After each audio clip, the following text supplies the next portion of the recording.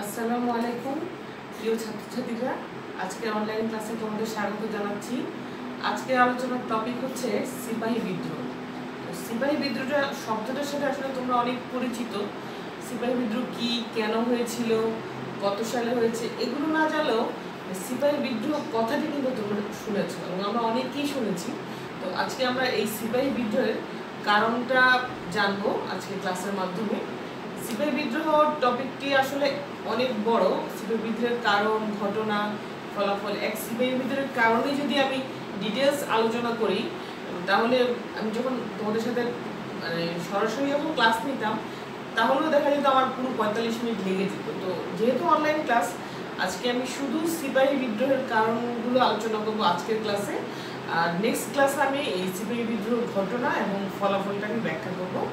তো তোমরা লক্ষ্য করো যে সিপাহী বিদ্রোহ যে আমরা বলছি, এই সিপাহী বিদ্রোহ নামকরণটি বা এই বিদ্রোহটিকে সিপাহী বিদ্রোহটা কিন্তু বলেছে মানে নামকরণটা করেছে হচ্ছে ব্রিটিশরা। কিন্তু সিপাহী বিদ্রোহ বলে তারা এই বিষয়টাকে অনেক বেশি সংকীর্ণ করে ফেলেছে।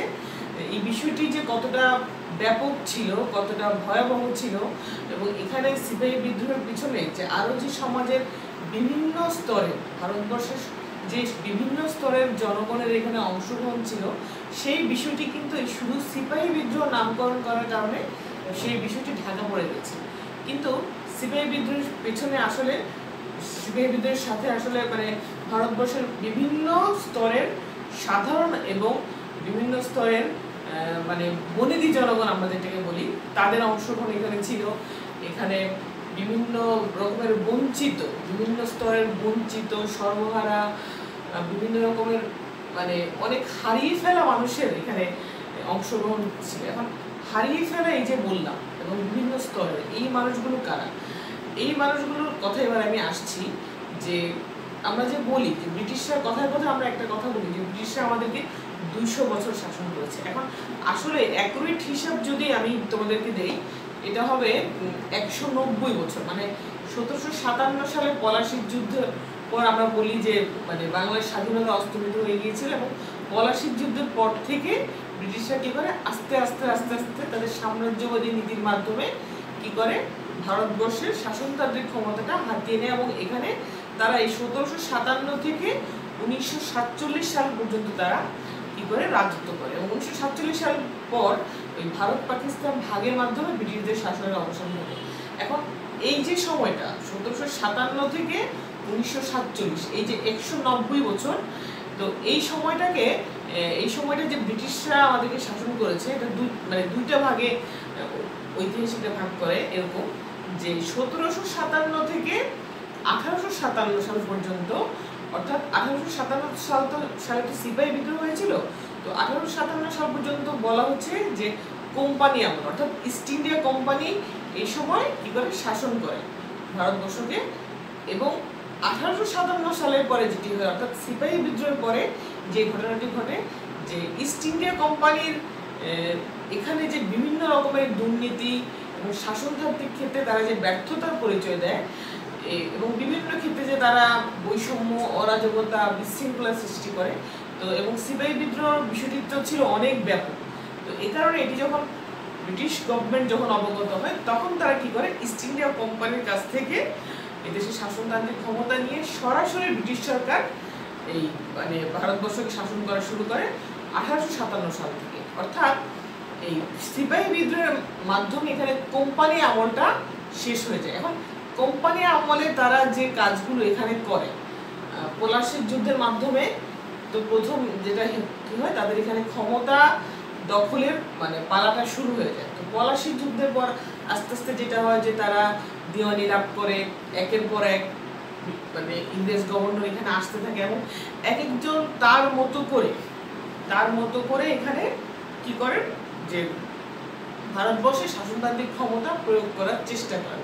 এখন যেহেতু তারা ছিল ব্রিটিশ এবং তারা তো প্রথমে এই দেশে এসেছিল ব্যবসা করতে, তো তারা কখনোই এই দেশের জনগণের স্বার্থটি খুব একটা দেখার চেষ্টা করেনি, বলতে গেলে চেষ্টাই করেনি। তারা আসলে তাদের মতো করে সাম্রাজ্যবাদী নীতির মাধ্যমে তারা কি করে ভারতবর্ষে ক্ষমতা প্রয়োগের চেষ্টা করে, এবং এখান থেকে যতভাবে সম্ভব বিশেষ করে অর্থনৈতিকভাবে যত রকমভাবে ফায়দা লোটা সম্ভব এটা তারা নিয়ে নেওয়ার চেষ্টা করে। এবং তাদের এই ক্ষমতা প্রয়োগের ক্ষেত্রে তারা যে বিভিন্ন রকমের নীতি প্রণয়ন করে, আইন প্রণয়ন করে, বিভিন্ন রকমের পদক্ষেপ গ্রহণ করে, এর ফলে কিন্তু ভারতবর্ষের বিভিন্ন স্তরের জনগণ চরমভাবে ক্ষতিগ্রস্ত হয়।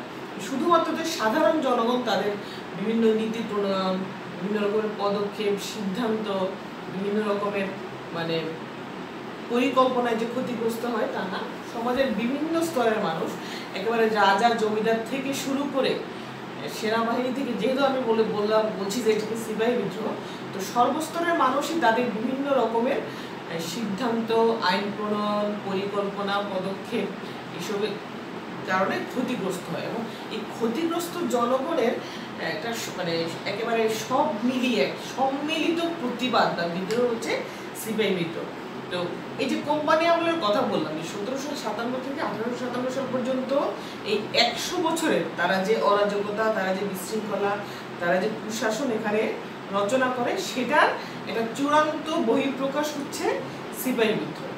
তো সিপাহী বিদ্রোহের আগেও কিন্তু ভারতবর্ষে অনেক ছোট ছোট বিদ্রোহ হয়েছে বিচ্ছিন্নভাবে বিভিন্ন অঞ্চলে, যেগুলো হয়তো পুরোটা একেবারে জাতীয়ভাবে ব্যাপক পর্যায়ে হয়নি, কিন্তু ছোট ছোট বিদ্রোহ হয়েছিল। যেমন আমি গত ক্লাসগুলো যারা দেখেছো জানো যে আমি ফরাজি আন্দোলন পড়িয়েছি, আমি তিতুমিরের বিদ্রোহ পড়েছি, এছাড়াও আরও বিভিন্ন আন্দোলন ছিল, যেমন ওয়াহাবি আন্দোলন, তারপর ফকির সন্ন্যাসী বিদ্রোহ। তো এই আন্দোলনগুলো ছিল ছোট পর্যায়ে এবং হয়তো কোনো একটা নির্দিষ্ট সম্প্রদায়ের মধ্যে, সেগুলো এতটা ব্যাপকভাবে কিন্তু ছিল না। কিন্তু সিপাহী বিদ্রোহটি ছিল, এটি বলতে গেলে প্রায় পুরো ভারতবর্ষ জুড়ে, বিশেষ করে ভারতের উত্তর পূর্বাঞ্চলে বলতে গেলে পুরো ভারতবর্ষ জুড়ে এটা এই বিদ্রোহ সংঘটিত হয়েছিল। এবং এই বিদ্রোহের সূত্রপাত ঘটে সিপাহীদের মধ্যে। এখন একেবারে সহজভাবে আমি যদি বলি, মানে আর্মিদের মধ্যে। ভারতবর্ষে তখন ব্রিটিশ সেনাবাহিনীর যে দেশীয় সৈন্য ছিল তাদের মধ্যে এই ক্ষোভের সূত্রপাত হয় এবং আস্তে আস্তে এই ক্ষোভের আগুন ছড়িয়ে যায় সমস্ত যারা বঞ্চিত এবং ওই যে বললাম ব্রিটিশদের কারণে বিভিন্নভাবে যারা বিভিন্ন কিছু হারিয়ে ফেলে। কেউ হারিয়ে ফেলে তাদের মর্যাদা, সামাজিক মর্যাদা, কেউ হারিয়ে ফেলে তাদের রাজ্য, কেউ তাদের জমিদারি, কেউ তাদের চাকরি। তো কিভাবে এই বিভিন্ন স্তরের মানুষগুলো তাদের একেবারে মানে খুব প্রিয় জায়গাটি হারালো, কারণ একজন রাজার কাছে কিন্তু তার রাজ্য অনেক প্রিয়, একজন চাকরিজীবী, সাধারণ চাকরিজীবী মানুষের কাছে তার জীবিকা অর্জনের জন্য তার চাকরিটি অনেক প্রয়োজনীয় এবং প্রিয়। তো কিভাবে মানুষ তার একেবারে সবচাইতে গুরুত্বপূর্ণ সম্বলটি হারিয়ে ফেলো এই ব্রিটিশদের কারণে। অর্থাৎ এখানে আমি সিপাহী বিদ্রোহের কারণগুলো আমি এক এক করে ব্যাখ্যা করছি। তো আমি বললাম কিছুক্ষণ আগে যে শুধু কারণও যদি আমি বলতে চাই তাও আমার মানে তোমাদের সাথে যখন সরাসরি ক্লাস হতো পুরো একটি ক্লাস লাগতো। তো কারণগুলো আমি চেষ্টা করব প্রত্যেকটি কারণ টাচ করার, এখন সময় কতটা লাগবে আমি জানি না। প্রথমেই আমরা আসি যে রাজনৈতিক যে প্রেক্ষাপটটি ছিল। তোমরা লক্ষ্য করো যে ব্রিটিশরা ওই যে বললাম যে পলাশির যুদ্ধের পর থেকেই তারা কি করে, এদেশের শাসনতান্ত্রিক ক্ষমতা ছিনিয়ে নেওয়ার জন্য বিভিন্নভাবে ছলে বলে কৌশলে তারা বিভিন্ন রকমের পায়তারা করে শাসনতান্ত্রিক ক্ষমতা নিয়ে নিতে থাকে এবং এটার শুরুটা হয় বাংলা, বিহার, উড়িষ্যা থেকে। তো 1765 সালে কি হয়, আমি দিওয়ানি লাভের উপর একটি ক্লাস নিয়েছিলাম, যে এই দিওয়ানি লাভের মাধ্যমে লর্ড ক্লেগ কি করেন, তিনি যে রাজস্ব নীতি প্রবর্তন করেন তাতে কি হয়, ওই রাজস্ব আদায়ের ক্ষমতাটা পেয়ে যায় ইস্ট ইন্ডিয়া কোম্পানি, আর বাদ বাকি ক্ষমতা থাকে হচ্ছে নবাবদের হাতে। এই যে একটা দিক যে তারা রাজস্ব আদায়ের ক্ষমতাটা নিয়ে নিল। এখন তাদের রাজস্ব আদায়ের ক্ষমতা নেওয়ার ফলে যারা বঞ্চিত হয়েছিল, হ্যাঁ, এবং এই সময় দেখা যায় যে মুসলমান অনেক জমিদারি হারা এবং এখানে নতুনভাবে একটি হিন্দু জমিদার শ্রেণী আত্মপ্রকাশ করে। এরপরে সবচেয়ে বেশি দায়ী করা হয় মানে সিপাহী বিদ্রোহের পেছনে লর্ড ডালহৌসিকে, মানে এখানে তার দায়টা অনেক বেশি। ডালহৌসি কি করেন, তিনি সত্যবিলোপ নীতির মাধ্যমে অনেকগুলো রাজ্য দখল করেন। এখন সত্যবিলোপ নীতিটি লর্ড ডালহৌসির উপর, যেহেতু আমি ওভাবে আলাদা কোনো ক্লাস নেওয়ার সুযোগ পাইনি, আমি এক লাইন একটু বলছি যে ডালহৌসির নীতিটি ছিল এরকম। সত্যবিলোপ নীতিটি খেয়াল করো তোমরা, যে এটা ছিল এরকম যে যদি কোনো হিন্দু রাজা তিনি যদি তার নিজের কোনো ঔরসজাত কোনো পুত্র যদি উত্তরাধিকারী হিসেবে রেখে যেতে না পারেন, তাহলে সেই রাজ্যটি ব্রিটিশ সাম্রাজ্যভুক্ত বলে গণ্য হবে। তো তখনকার সময় যে হিন্দু যে প্রথা, সেই অনুযায়ী কিন্তু কোনো হিন্দু রাজার যদি নিজের কোনো ছেলে না থাকতো তাহলে সে দত্তক পুত্র গ্রহণ করতে পারতো এবং সেই দত্তক পুত্র তার মৃত্যুর পর তার উত্তরাধিকারী হিসেবে কিন্তু আবার পরবর্তীতে রাজা হিসেবে সে আত্মপ্রকাশ করতে পারত বা রাজ্য পরিচালনা করতে পারত। কিন্তু ব্রিটিশ এই নিয়মটি অনুসরণ করে ডালহৌসি কি করেন, দক্ষিণ ভারতের অনেকগুলো রাজ্য সাতারা, ঝাঁসি, নাগপুর, সম্বলপুর এই রাজ্যগুলো তিনি অধিকার করে নেন। অর্থাৎ এই রাজ্যগুলোর রাজাদের কোনো ঔরসজাত পুত্র ছিল না, কিন্তু দত্তক পুত্র ছিল। তো ডালহৌসি সেই দত্তক পুত্রের উত্তরাধিকারিত্বটা মানে অস্বীকার করে তিনি কি করেন, সত্যবিলিপি প্রয়োগের মাধ্যমে এই রাজ্যগুলো তিনি দখল করে নেন। এরপরে ডালহৌসি আরেকটি যেটি করেন, কর্নাট এবং তাঞ্জোরের নবাবদের দত্তক পুত্র ছিল, যারা হচ্ছে যে ব্রিটিশ ওই ইস্ট ইন্ডিয়া কোম্পানির শাসনামলে ভাতা পেত, এবং তিনি কি করেন, এই ভাতাভোগী নবাবদের ভাতা বন্ধ করে দেন। এবং আরেকটি যেটি তিনি করেন সেটি হচ্ছে যে মারাঠা রাজা, তখনকার সময় মারাঠা রাজাদেরকে বলা হতো পেশোয়া। তো এই শব্দটি হয়তো তোমরা বইতে পড়েছ যে পেশোয়া দ্বিতীয় বাজিরাওয়ের পুত্র নানা সাহেবের ভাতা বন্ধ করে দেওয়া হয়। এখানে পেশোয়া কথাটির অর্থ হচ্ছে যে আমরা যেমন এই বাংলা, বিহার, উড়িষ্যার যিনি প্রধান ছিলেন তাকে যেমন আমরা নবাব বলতাম ওই সময়, হ্যাঁ, বা কারো উপাধি ছিল রাজা। তো এই মারাঠা রাজা দ্বিতীয় বাজিরায়, যাকে পেশোয়া বলা হতো, দ্বিতীয় বাজিরায়ের পালক পুত্র নানা সাহেবের ভাতা তিনি বন্ধ করে দেন। এবং ওই যে বললাম যে সত্যবিলোপ নীতির মাধ্যমে তিনি ঝাঁসি, নাগপুর, সাতারা, সম্বলপুর রাজ্যগুলো দখল করে নেন। এবং এখন এই ক্ষতিগ্রস্ত যারা রাজা, এরা কিন্তু লর্ড ডালহৌসি বা ইস্ট ইন্ডিয়া কোম্পানির উপর কিন্তু চরমভাবে খেপে যান। এবং লর্ড ডালহৌসি আরও কিছু ন্যাক্কারজনক কাজ করেন, সেটা আমি বলছি যে তিনি কুশাসনের অভিযোগে অযোধ্যার নবাব ওয়াজেদ আলীকে তিনি সিংহাসনচ্যুত করেন। কিন্তু এই অযোধ্যার নবাবরা কিন্তু ব্রিটিশ ইস্ট ইন্ডিয়া কোম্পানির প্রতি অত্যন্ত অনুগত ছিল, কিন্তু অনুগত থেকে তাদের আনুগত্য দিয়ে কিন্তু তেমন কোনো কাজ হয়নি। লর্ড ডালহৌসি যেটি করেন, অযোধ্যা রাজ্যটিকেও তিনি এভাবে কুশাসনের অভিযোগে দখল করেন এবং ওয়াজেদ আলীকে তিনি সিংহাসনচ্যুত করেন।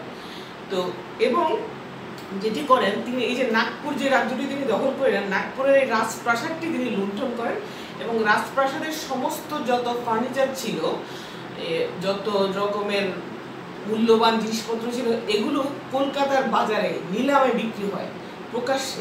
এখন এই যে বিষয়টি, এই যে তিনি রাজাদের কাছ থেকে ক্ষমতা কেড়ে নেন এবং রাজ্যগুলো দখল করে নেন, এখন এটা খুব সাধারণ বিষয়। দেখো তোমরা যে রাজার সাথে সাধারণ জনগণের হয়তো দূরত্ব থাকে, শাসক এবং শাসিতের মধ্যে সবসময় একটি দূরত্ব সম্পর্ক হয়তো থাকে, কিন্তু যখন আমার দেশীয় শাসকের কাছ থেকে ভিনদেশি শাসক যখন ক্ষমতা কেড়ে নেয়, তখন কিন্তু অবশ্যই আমি আমার দেশীয় শাসকের পক্ষটি অবলম্বন করব এবং আমি কখনোই একজন ভিনদেশি শাসককে মেনে নিতে যাব না।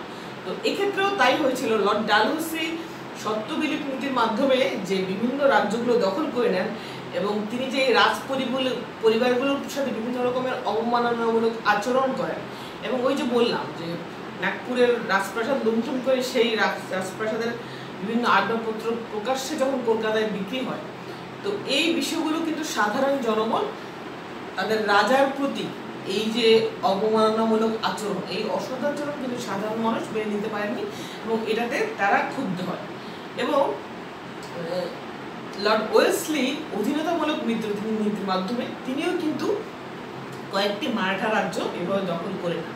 তো এই যে তাদের এই সাম্রাজ্যবাদী নীতির মাধ্যমে ছলে বলে কৌশলে তারা যে অনেকগুলো রাজ্য দখল করে নেয় এবং অনেক রাজারা কি হয়, এখন দেখো রাজ্যহারা হয়ে গেল। ওই আমি যে প্রথমে বললাম যে সিপাহীদের সাথে যোগ দেয়, তাদের কারণে অনেক প্রিয় কিছু বা একেবারে একান্ত সম্বল হারিয়ে ফেলা মানুষরা তাদের সাথে যোগ দেয় এবং এই বিদ্রোহটাকে জোরদার করে ফেলে।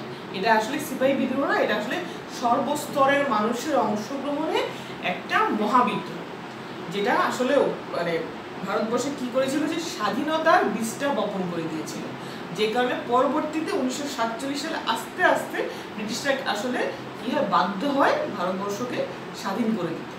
তো এরপরে দেখো যে কারণগুলো বলছি আমি, এরপরে আমরা আসি যে ব্রিটিশ সরকার সরকারি চাকরির ক্ষেত্রে সিভিল সার্ভিস কোড প্রবর্তন করে এবং এই সিভিল সার্ভিস কোড অনুযায়ী ভারতীয়দেরকে কিন্তু বড় কোনো পদে নিয়োগের কোনো সুযোগ ছিল না। এবং লর্ড কর্নওয়ালিস যে শাসনতান্ত্রিক সংস্কার করেন, এই শাসনতান্ত্রিক সংস্কারের ফলে দেখা যায় অনেক মুসলমানকে বড় বড় পদ থেকে বরখাস্ত করা হয় এবং তিনি যেটা করেন যে সরকারি কাজে ওই ইংরেজির ফার্সির বদলে কি করা হয়, ইংরেজি ভাষার প্রচলন হয় এবং তখন দেখা যায় অনেক মুসলমান তাদের চাকরি হারিয়ে ফেলে এবং তারা চাকরি হারিয়ে ফেলে একবারে নিঃস্ব হয়ে পড়ে। তারপরে যেটি দেখা যায় যে ব্রিটিশদের যে ভূমিনীতি ছিল, এই ভূমিনীতিগুলো ছিল আগ্রাসী, অর্থাৎ বিভিন্নভাবে ওই যে তারা রাজ্য দখল করেছিল ছলে বলে কৌশলে, এই ভূমিনীতির মাধ্যমেও কিন্তু তারা অনেক অঞ্চল দখল করে নিয়েছিল। কর্নওয়ালিসের সময় যে চিরস্থায়ী বন্দোবস্ত, যেটি চিরস্থায়ী বন্দোবস্তের কথা তো তোমরা বোঝো বা না বোঝো কিন্তু শুনেছো সবাই। তো চিরস্থায়ী বন্দোবস্তের মাধ্যমে যেটি হয় যে সাধারণ কৃষকরা একেবারে ভূমিহীন কৃষকে পরিণত হয় এবং সর্বশান্ত হয়ে যায়। যদিও এখানে জমিদারিরা কি হয়, জমিদাররা লাভবান হয়, কিন্তু পরবর্তীতে আবার যখন সূর্যাস্ত আইন হয়, এই সূর্যাস্ত আইনের মাধ্যমে কি হয়, অনেক জমিদার তাদের জমিদারি হারিয়ে ফেলে এবং জমিদার যখন জমিদারি হারিয়ে ফেলে তখন জমিদারের অনুগ্রহে বা জমিদারের সময় নিয়োগ পাওয়া যেসব কর্মচারী জমিদারি পরিচালনা করতেন, জমিদারকে সহযোগিতা করতেন, তারাও কিন্তু কি হয়, নিঃস্ব হয়ে যায় এবং তারা কি করে, তাদের চাকরি হারিয়ে ফেলে এবং পরে ব্রিটিশ সরকার কি করে, সেই সব জায়গায় আবার তাদের পছন্দ মতো লোককে নিযুক্তি দেয়। তো এরপরে আরেকটি বিষয় আসি যে ব্রিটিশ সরকার যে এখানে প্রায় 190 বছর শাসন করেছে তারা টোটাল, ওই পলাশী যুদ্ধের পর থেকে যদি আমি 1947 সাল পর্যন্ত ধরি, 1757 থেকে 1947, তো এই 1757 থেকে 1857 সাল পর্যন্ত এই যে বিভিন্ন ব্রিটিশ গভর্নর এসেছে, তো যেহেতু তারা ছিল বেনিয়া গোষ্ঠী, ব্যবসায়িক গোষ্ঠী, ব্যবসাটা তারা খুব ভালো বুঝতো এবং এদেশের অর্থনীতি তো তারা ধ্বংস করে দিয়েছিল, ধ্বংস করে দেওয়ার প্রক্রিয়াটা শুরু করেছিল কিন্তু তারা দিয়নি লাভের মাধ্যমে। তো আস্তে আস্তে যত তারা বিভিন্ন রাজ্য দখল করে নিয়েছে প্রত্যক্ষ বা পরোক্ষভাবে, তত তারা কি করেছে, পাশাপাশি আমাদের অর্থনীতিটাকেও কিন্তু তারা অর্থনৈতিক যে মেরুদণ্ড সেটাও তারা ভেঙে দিয়েছিল এবং তারা যেটি করে যে এখানে তাদের যে ব্রিটিশ পণ্যগুলো সেগুলো বিক্রির জন্য এখানে একটা উপনিবেশ তৈরি করে, একটি বাজার তৈরি করে এবং আমাদের যে দেশীয় শিল্পগুলো ছিল এই শিল্পগুলো কি করে, তাদের অর্থনৈতিক মারপেচের কারণে আস্তে আস্তে বন্ধ হয়ে যায় এবং এই শিল্পের সাথে, এই সমস্ত কলকারখানার শিল্পের সাথে যারা জড়িত ছিল তারা আস্তে আস্তে কাজ হারিয়ে ফেলতে থাকে। কাজ হারিয়ে তারা কি করে, তাদের জীবিকা হারিয়ে তারা নিঃস্ব হয়ে যায়। তো এই যে বিষয়গুলো যে ব্রিটিশ গভর্নমেন্ট, অর্থাৎ ব্রিটিশ গভর্নমেন্ট না, ইস্ট ইন্ডিয়া কোম্পানির শাসন আমল যখন চলছিল ব্রিটিশ সরকারের নির্দেশ এবং তাদের ইচ্ছা অনুযায়ী, তখন কিন্তু তারা এই কাজগুলো করছিল, অর্থাৎ এদেশের দেশীয় শিল্পের প্রসারের জন্য তারা কোনো রকমের পদক্ষেপ গ্রহণ করে।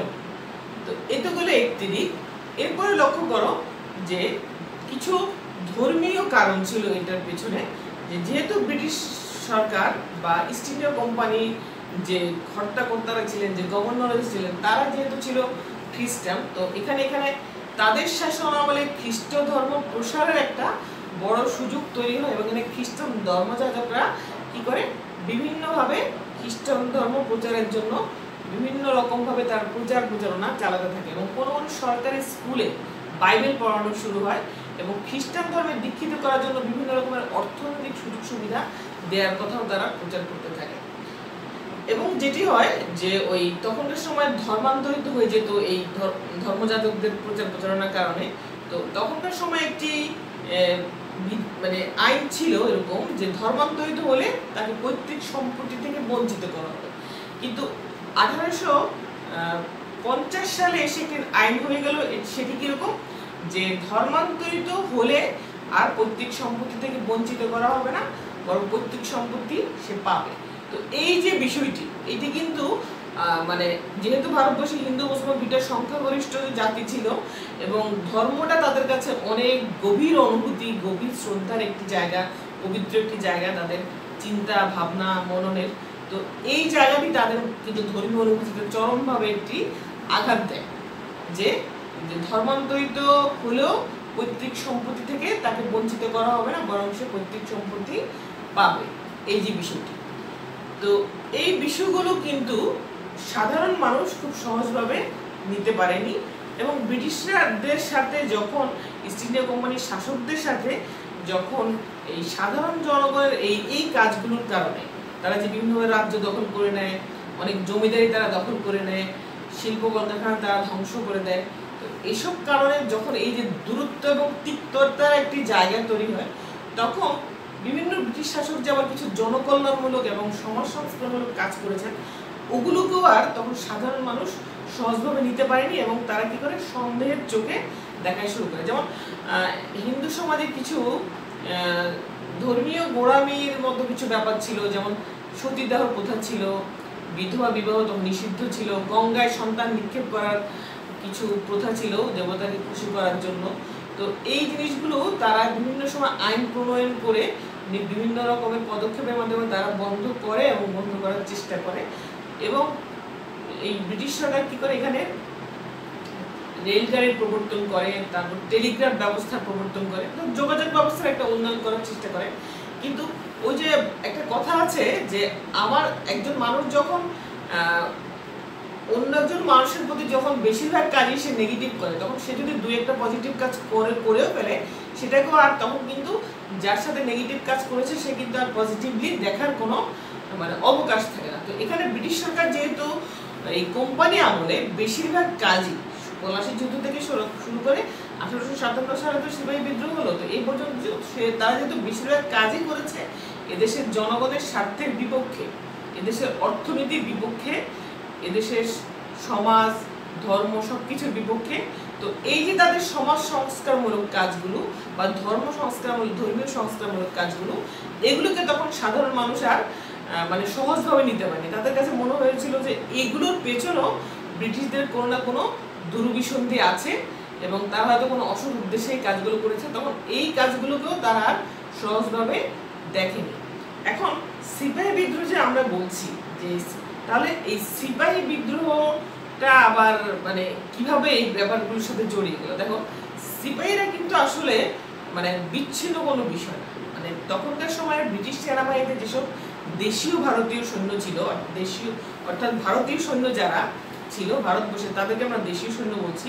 তো তারা তো আসলে মানে বিচ্ছিন্ন কোনো জনগোষ্ঠী আসলে না। যদিও সেনাবাহিনীরা কি করে তারা একটু মানে বিচ্ছিন্নভাবে তারা তাদের নিজেদের মতো করে একটা জগৎ তাদের থাকে, সেখানে তাদের সেনাবাহিনী ক্যাম্পে তারা থাকে, তাদের মতো করে তারা ট্রেনিং করে বা তাদের আলাদা একটা জীবনধারা থাকে।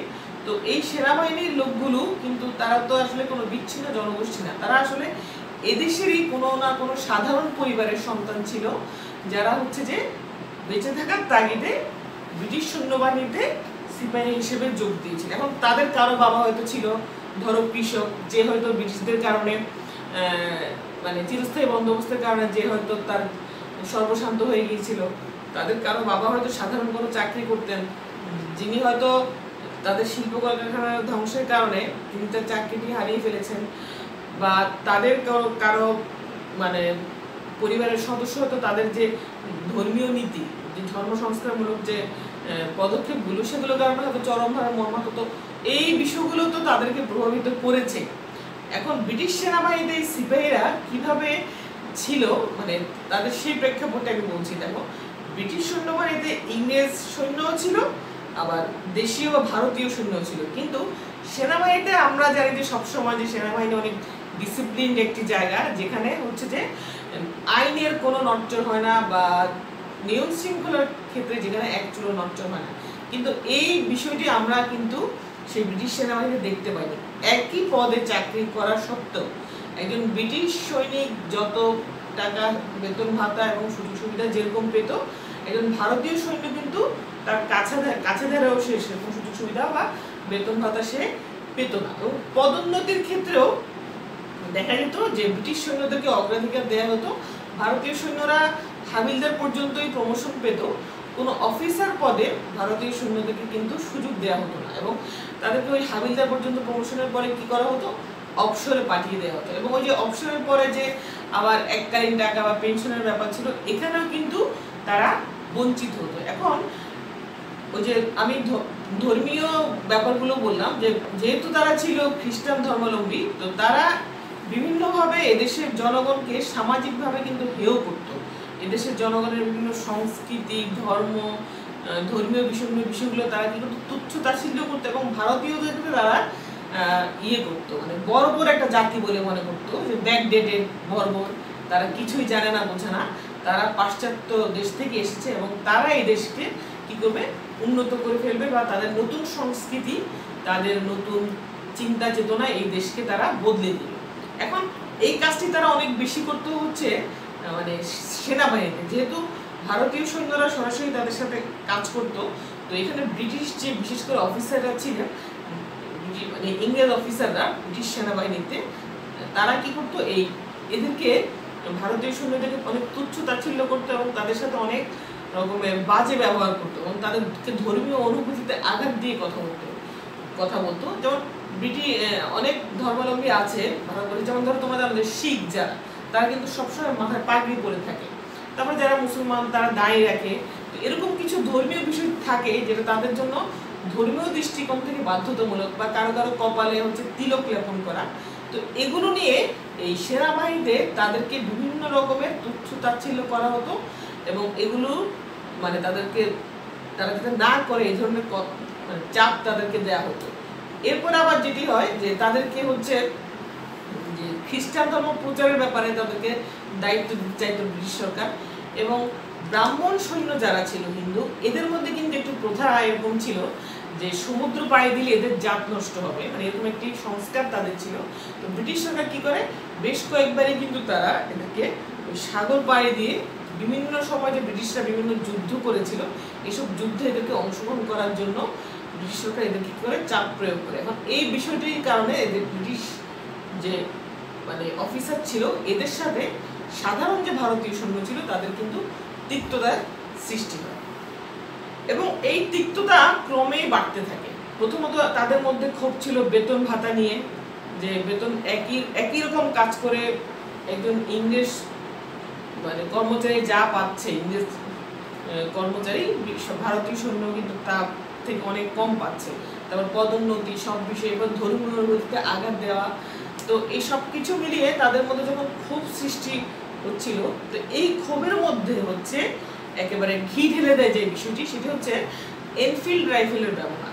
তো এনফিল্ড রাইফেলটা আমি কি একটু বলছি, যে এনফিল্ড রাইফেলটা ছিল এরকম একটি রাইফেল যেখানে একটি কার্তুজ থাকতো এবং সেই কার্তুজটি ছিল এরকম একটা দাঁত দিয়ে কেটে পরে হচ্ছে রাইফেলটি ব্যবহার করতে হতো। এখন এই এনফিল্ড রাইফেলটি ব্রিটিশরা তখন মানে ভারতীয় যে সেনাবাহিনী ছিল তখন নতুনভাবে তাদের মধ্যে প্রবর্তন করে।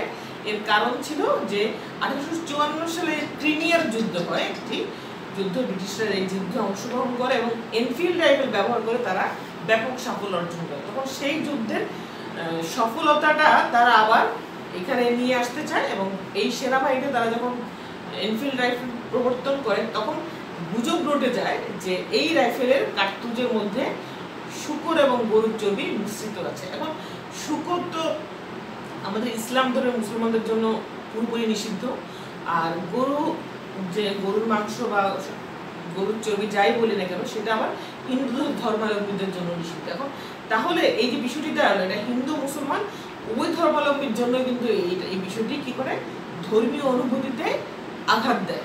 যে তাদেরকে যে রাইফেলটি ব্যবহার করতে দেওয়া হয়েছে সেই রাইফেলটির কার্তুজের মধ্যে গরু এবং শূকরের চর্বি মিশ্রিত আছে।